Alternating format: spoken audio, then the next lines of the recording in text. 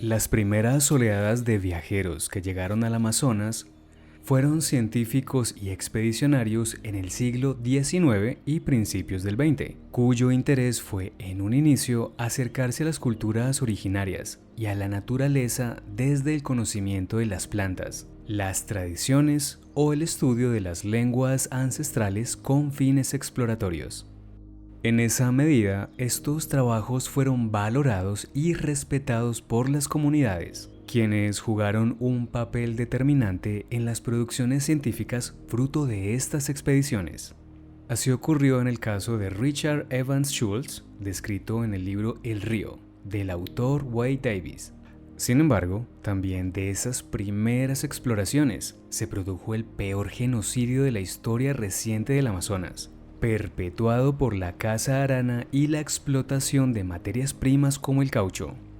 De tal manera, el turismo fue un fenómeno posterior y relativamente reciente que desencadenó una llegada masiva de visitantes, produciendo fenómenos que han golpeado las comunidades y el territorio. Es preciso cuestionarse si existe una forma de turismo sostenible o sustentable en un territorio conocido como el pulmón del mundo, pero cuyos intereses están mediados por las industrias y el cambio climático. Tanto la naturaleza como las comunidades que allí habitan son frágiles ante los cambios económicos y la llegada de viajeros. A continuación realizaremos una descripción del turismo en esta región, a partir del estudio surgido desde la Universidad Nacional de Colombia, por los investigadores Ivonne Mejía Cubillos, Germán Ochoa y Germán Palacios, titulada Turismo en la Amazonía. En este se realiza una descripción del devenir histórico del fenómeno del turismo, sus impactos en el territorio, los procesos extractivistas que ha sufrido la región y las perspectivas de las comunidades originarias y bosquecinas. Se cree que las riquezas naturales y culturales de la Amazonía se pueden aprovechar con el ecoturismo y a su vez los ingresos generados permitirán el desarrollo del territorio y la conservación del patrimonio ambiental, gracias a que esta actividad causa un menor impacto por encima de los extractivismos, tala o desarrollo industrial, los cuales han sido ampliamente experimentados en el Brasil. Pero de acuerdo a Mejía, en el Amazonas los empresarios turísticos han visto a las comunidades originarias y bosquecinas como objeto de exhibición, y los recursos naturales han sido afectados por un turismo desmedido. Un caso especial es el de los yanaconas, los cuales exhiben sus performances animados desde la época del narcotráfico. Alrededor del mundo existen unos imaginarios respecto al Amazonas, ya sea como selva virgen, el río más largo, el pulmón del mundo, la biodiversidad, animales exóticos, comunidades aisladas, etc. Ana Pizarro sostiene que la Amazonía es una región cuyo rasgo general es haber sido construida por un pensamiento externo a ella. Se ha vendido una idea de comunidades colectivas y a los indígenas como buenos salvajes. Ofrecen la oportunidad de experimentar de plantas sagradas, rituales chamánicos o ceremonias de iniciación.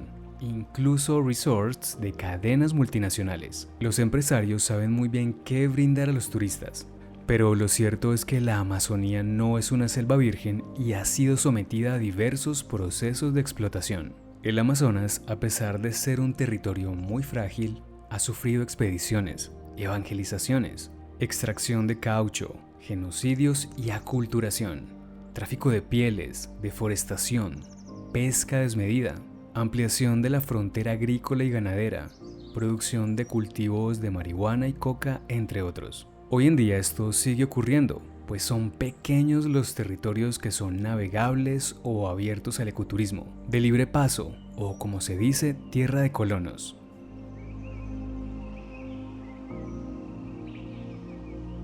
Durante la época de las caucherías, a finales del siglo XIX y principios del XX, ocurrió un genocidio contra las comunidades originarias del Amazonas. Los caucheros percibían a los indígenas como animales, y por ello lo sometieron a vejámenes que iban desde la esclavitud hasta la tortura.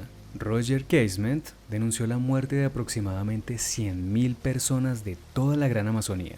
Desde la conquista, la ausencia de una historia escrita fue la disculpa para calificarlos de salvajes y por lo tanto matar, torturar y esclavizar con el pretexto de extraer caucho para desarrollar la industria automotriz y así propiciar el progreso urbano de Manaos en Brasil e Iquitos en Perú.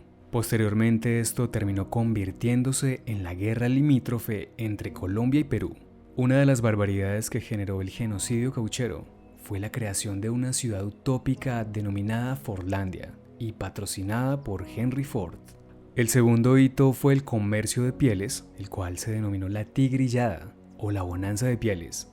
Las especies de felinos como jaguares y ocelotes fueron las principales víctimas. Esta actividad económica fue extendida en todas las comunidades del Amazonas en los años 60 y aún se mantiene en menor medida como tráfico de animales. Más tarde, el comercio de pasta de coca en el sur de la Amazonía más reciente no causó una disminución de la población indígena, pero impidió la transmisión del conocimiento ancestral a las generaciones más jóvenes y un deterioro de la selva. En los años 80 y 90, muchas comunidades originarias tuvieron pistas de aterrizaje clandestinas dirigidas por narcotraficantes.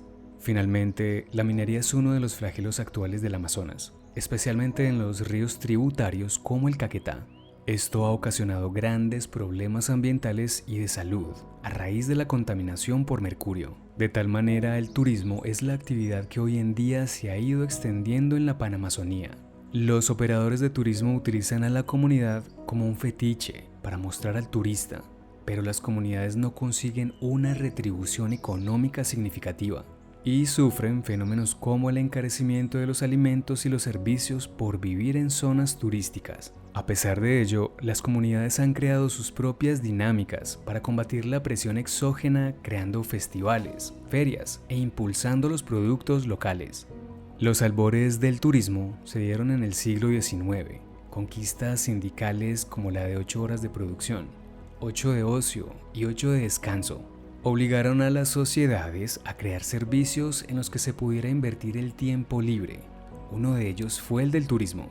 Además, asuntos como la aparición de las vacaciones y la entrada de las clases medias norteamericanas al mundo del turismo, gracias a la democratización del consumo y el ascenso del capitalismo, permitió que esta actividad dejara de ser un privilegio de aristócratas. La crisis capitalista de los años 70, que echó abajo los acuerdos con los sindicatos, causó que se abrieran nuevos mercados en los que se enfocaron más a la conservación.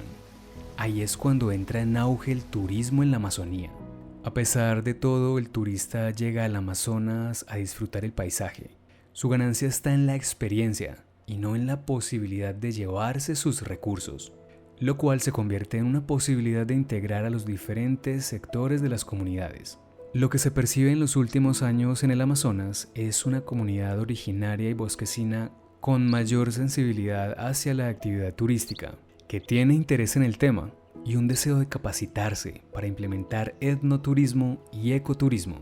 Tal como lo sostiene Morales en su estudio, la revaloración cultural es la piedra angular de su esencia, por lo cual integrantes de diferentes pueblos indígenas del país y del mundo trabajan, convencidos de que el legado cultural y ambiental debe ser aprovechado para beneficiar el desarrollo de sus propias regiones y pueblos. En la búsqueda de un turismo con sello propio, las microempresas han impulsado proyectos de conservación de flora y fauna silvestre de sus ecosistemas, para que así los visitantes conozcan la vida de las múltiples especies y tengan la oportunidad de admirar la belleza del paisaje. En la actualidad, las comunidades dejan de ser un producto de exhibición. Han cambiado su papel, llegando a fundar sus propias empresas de ecoturismo y etnoturismo, para lo cual se valen de herramientas como la formulación de proyectos y la creación de mandatos colectivos para el ecoturismo.